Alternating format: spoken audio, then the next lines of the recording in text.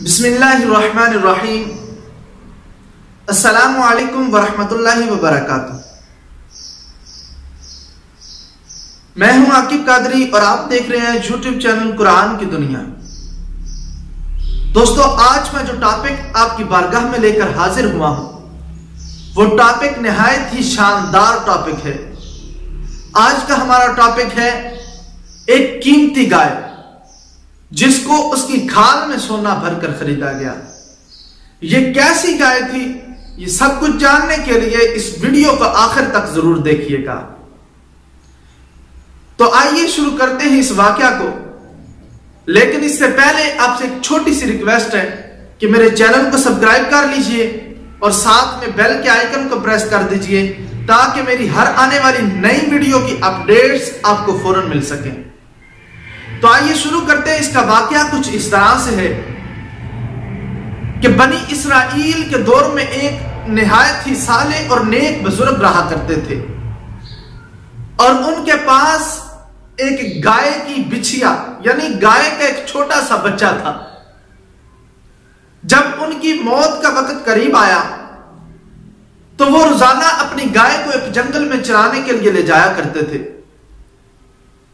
تو جب موت کا وقت قریب آ جاتا ہے تو وہ اس بچھیا کو رب تعالیٰ کے حوالے کرتے ہیں اور کہتے ہیں کہ اے میرے مالک، یہ بچھیا تب تک تیرے حوالے ہے جب تک میرا بچہ بالغ نہیں ہو جاتا۔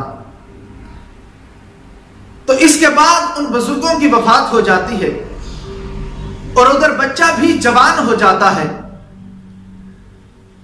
اور گائے بھی کچھ ہی دنوں میں جوان ہو جاتی ہے اور درمیانے درجے تک پہنچ جاتی ہے۔ تو بچہ جو ہے وہ بڑا ہو کر اپنی ماں کا بہت ہی فرما بردار بن جاتا ہے۔ اپنی ایک رات کے اس نے 3 حصے کر رکھے تھے۔ پہلے حصے میں وہ رب تعالیٰ کی عبادت کرتا تھا، دوسرے حصے میں وہ اپنی ماں کی خدمت کرتا تھا، اور تیسرے حصے میں وہ آرام کرتا تھا، سوتا تھا۔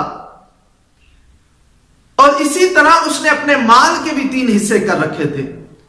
دن کو لکڑیاں جنگل سے کاٹ کر لاتا، ان کو بیچتا، ایک حصہ اللہ کی راہ میں خرچ کرتا، ایک حصہ اپنے اوپر خرچ کر لیتا اور ایک حصہ اپنی ماں پر خرچ کر دیتا۔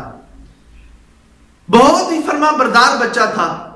ایک دن ماں نے کہا، بیٹا جاؤ، تمہاری میراث میں تمہارے باپ نے ایک گائے اللہ کے حوالے کر رکھی ہے۔ وہ چھوٹی سی گائے ہے، اس کا رنگ زرد ہے اور اس کی کھال ایسی چمکدار ہے کہ جب تم اسے دیکھو گے تمہیں لگے گا اس کے اندر سے سورج طلوع ہو رہا ہے، اور وہ فلاں جنگل میں فلاں جھاڑی کے پاس تمہارے باپ نے اللہ کے حوالے کی تھی، اور تم جاؤ اور جا کر کہو، اے ابراہیم، اے اسماعیل اور اسحاق کے پروردگار، میری امانت کو مجھے سونپ دے، تو فوراً تمہیں وہ گائے مل جائے گی۔ تو جب اس لڑکے نے وہاں پر جا کر ایسا کیا تو وہ گائے دوڑتی ہوئی اس کے پاس آ گئی اور وہ اسے لے کر گھر آ گیا۔ ماں نے کہا، جاؤ بیٹا اس کو فروخت کر دو، لیکن 3 دینار سے کم میں فروخت نہ کرنا، اور اگر فروخت کرنے لگو، جب بھی فروخت کرنے لگو، چاہے 3 دینار کی فروخت کرنی ہو، تب بھی مجھ سے مشورہ کر لینا۔ ماں کی جب بات سنی تو بیٹا بازار کی طرف گیا اور ایک گاہک آیا جو در حقیقت فرشتہ تھا۔ اس نے کہا کہ اے بیٹے، یہ گائے مجھے دے دے، میں تمہیں 3 دینار سے زیادہ کی قیمت دیتا ہوں، لیکن تم ماں سے مشورہ نہ کرنا۔ تو بیٹے نے کہا کہ اگر تم مجھے اس کے کئی دینار بھی عطا کر دو تب بھی میں تمہیں یہ گائے نہیں دوں گا جب تک میں اپنی ماں سے مشورہ نہ کر لوں۔ تو وہ گاہک جو تھا در حقیقت فرشتہ تھا، کہنے لگا، جاؤ اپنی ماں سے مشورہ کر کے آؤ۔ ماں سے مشورہ کرتا ہے اور ماں کہتی ہے کہ مجھے لگتا ہے کہ وہ کوئی فرشتہ ہے، جاؤ اور اس سے جا کر پوچھو کیا مجھے ابھی گائے بیچنی چاہیے یا نہیں۔ تو وہ بیٹا جاتا ہے، جا کر اس گاہک سے پوچھتا ہے، تو وہ در حقیقت جو فرشتہ تھا وہ کہتا ہے کہ اے بچے، اس گائے کو ابھی فروخت نہ کرنا، کچھ ہی دیر کے بعد تمہارے پاس بنی اسرائیل کا ایک گروہ آئے گا اور وہ تمہیں تمہاری منہ مانگی قیمت اس گائے کی عطا کریں گے، تو تم ان سے گائے کی کھال میں سونا بھر کر لینے کی جو ہے خواہش ظاہر کر دینا، تو وہ تمہیں گائے کی کھال میں سونا بھر کر دے دیں گے اور تجھ سے یہ گائے خرید لیں گے۔ تو دوستو ہوتا کچھ اس طرح سے کہ حضرت موسیٰ علیہ السلام کا دور ہے۔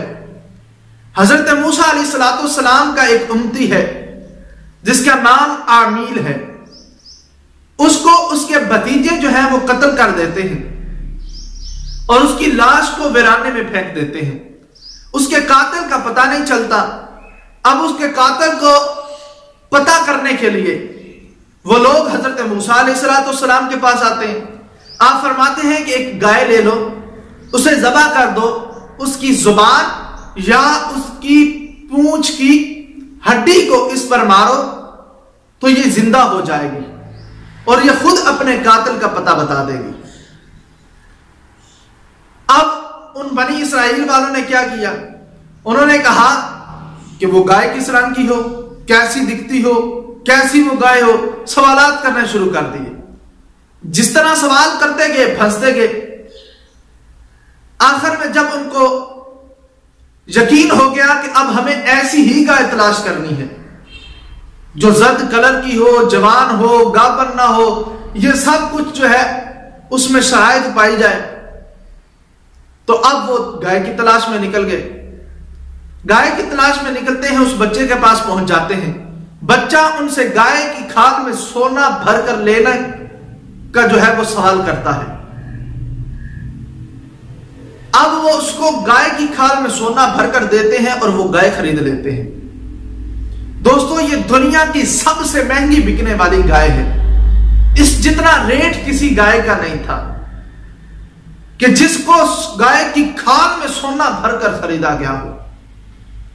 اس واقعے سے ہمیں یہ سبق ملتا ہے کہ اللہ کے نبی کی اطاعت فوراً کر لینی چاہیے، بزرگوں کی بات فوراً مان لینی چاہیے۔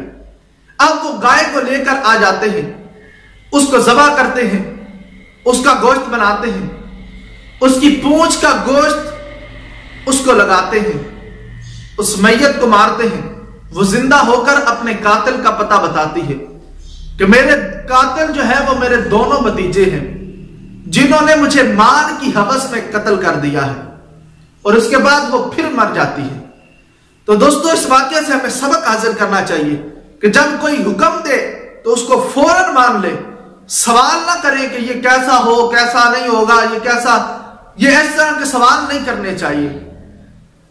اب انہوں نے سوال کیے تو وہ پھنستے گئے، جبکہ ان کو ایک سمپل گائے 3 دینار کی مل سکتی تھی، لیکن انہوں نے سوال کیے کہ وہ کیسی دکھتی ہو، کیسی کیسی خصوصیات ہوں اس میں، تو وہ پھنس گئے اور ان کو گائے کی کھال میں سونا بھر کر دینا پڑا۔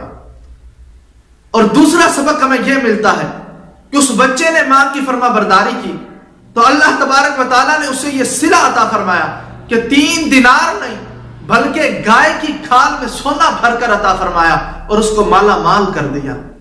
تو ہمیں بھی چاہیے کہ ہم بھی اپنے ماں باپ کی خدمت کریں، ان کی بات کو مانیں، جیسا وہ کہیں ویسا ہی حکم ان کا قبول کر لیں۔ تو امید کرتا ہوں آج کی ویڈیو آپ کو بہت پسند آئی ہوگی۔ اگر آپ کو آج کی ویڈیو اچھی لگی ہے تو میرے چینل کو سبسکرائب کیجئے، بیل کے آئیکن کو پریس کرنا نہ بھولیے۔ اللہ حافظ۔